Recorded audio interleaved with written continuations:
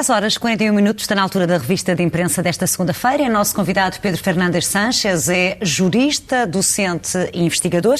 Acaba de lançar o livro Os Poderes Presidenciais sobre a Formação e a Subsistência do Governo.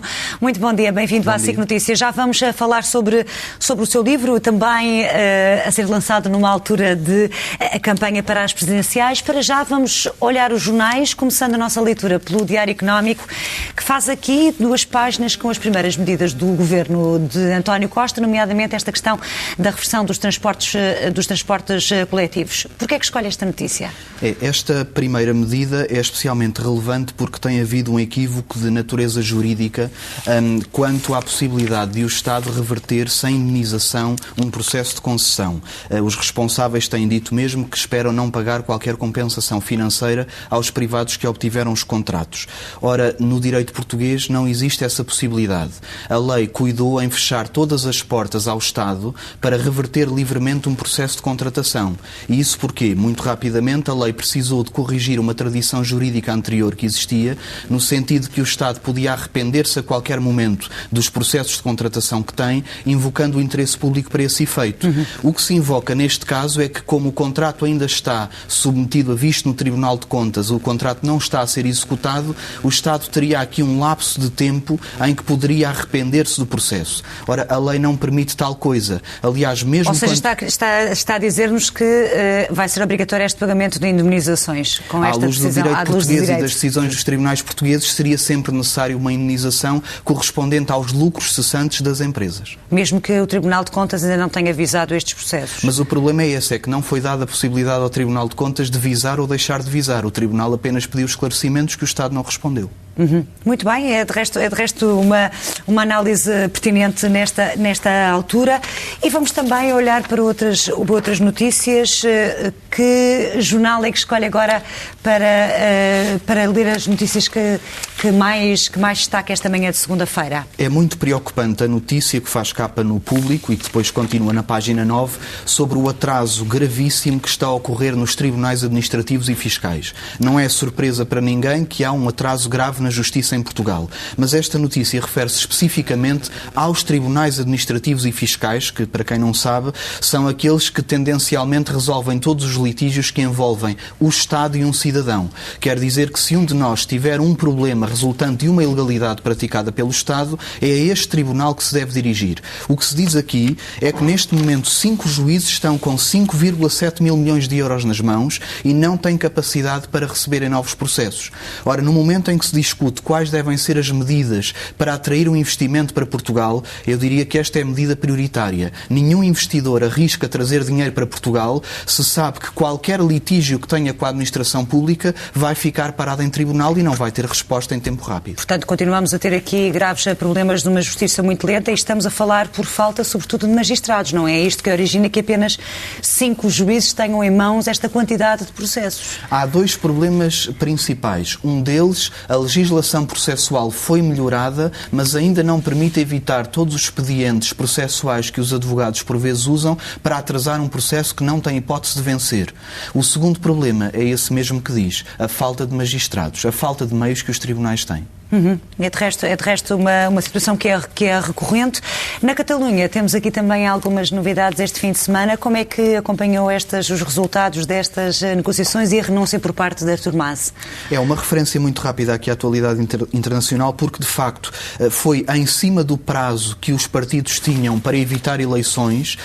O presidente Artur Mas retirou-se do processo, dando lugar a um candidato de consenso, o que era na altura o presidente da Câmara de Girona, um candidato que tenta unir as várias forças independentistas. Ora, isto significa que a estrutura constitucional do Estado espanhol vai ter um novo desafio, porque o Presidente, agora empossado, propõe-se continuar uma declaração que o Parlamento já aprovou no sentido de desobedecer a quaisquer ordens ou normas jurídicas que venham do Estado espanhol. Ou seja, estamos aqui a falar de um claro desafio à estrutura constitucional do país vizinho, é isso? É um desafio e que é interessantíssimo até para a experiência constitucional de toda a União Europeia. Não é apenas um problema interno espanhol. Muito bem. E o Dakar também está aqui em grande destaque.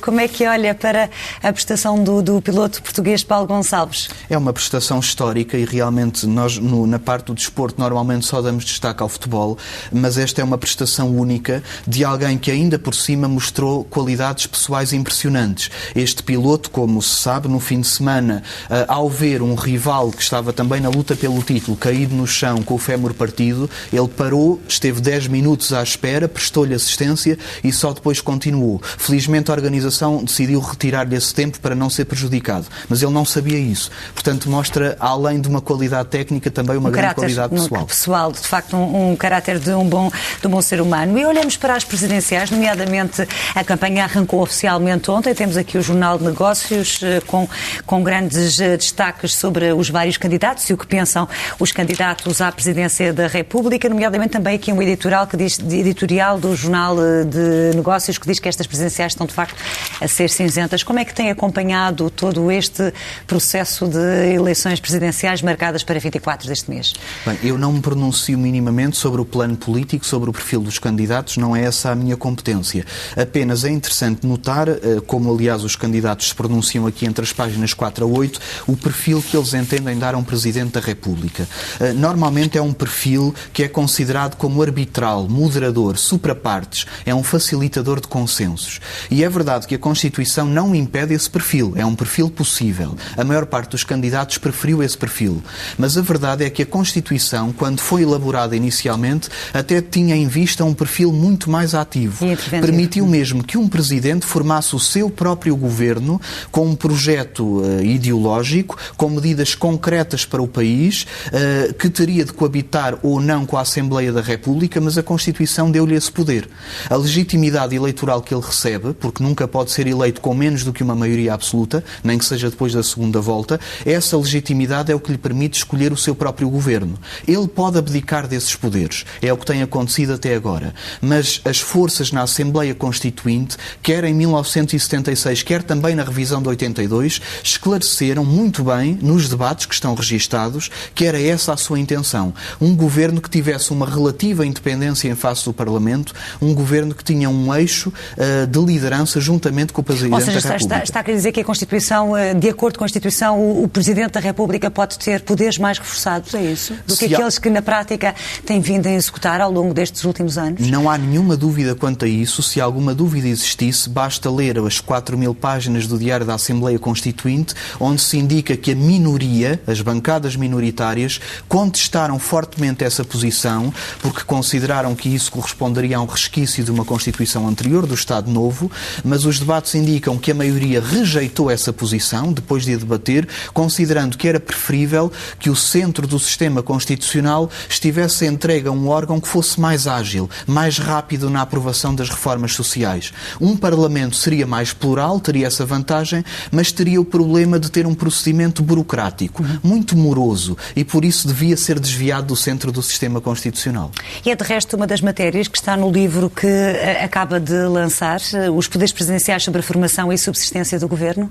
Exatamente. O livro, mais uma vez digo, de uma perspectiva estritamente jurídica, não tem qualquer intenção política ou ideológica, de uma perspectiva jurídica mostra como os debates decorreram de um modo que as bancadas minoritárias que preferiam dar maior poder à Assembleia da República acabaram a ser acusadas de querer travar as reformas que o Governo devia aprovar. O livro mostra também como em 1982 havia uma maioria constituinte que estava claramente destinada a retirar poderes ao Presidente, porque na altura tinha uma certa animosidade com o antigo Presidente, o Presidente Ramalho Eanes, começou mesmo os trabalhos dizendo que lhe quereria retirar poderes. E a verdade é que os trabalhos foram decorrendo, cada um dos poderes foi sendo discutido, chegando-se ao fim e concluindo-se que eles tinham de ser mantidos essencialmente os mesmos, porque era indispensável para o avanço do país que um Presidente pudesse trabalhar com o seu governo à margem do Parlamento. Isto ficou registado e está disponível para qualquer investigador. E a questão que se colocou a propósito das últimas, seguramente, das decisões mais difíceis de Cavaco Silva, que está a terminar o mandato, que tem a ver com o facto de ter optado por formar um governo com o partido não mais votado. Houve aqui, de facto, respeito na Constituição por parte Cavaco Silva ao tomar essa decisão? Do ponto de vista político, a sua discussão é discutível. Do ponto de vista de respeito à Constituição. Do ponto de vista jurídico, não há nenhuma censura que ele mereça, porque ele escolheu um dos perfis possíveis que a Constituição lhe dava, que era o perfil mais apagado de respeitar as indicações que resultam de uma maioria parlamentar. Era uma escolha entre outras que ele tinha. Muito bem. Obrigada, Pedro Fernandes Sanches, por ter estado connosco aqui a falar, a ler os jornais e também a falar deste livro que já está nas bancas, Os Poderes Presidenciais, sobre a formação e subsistência do Governo.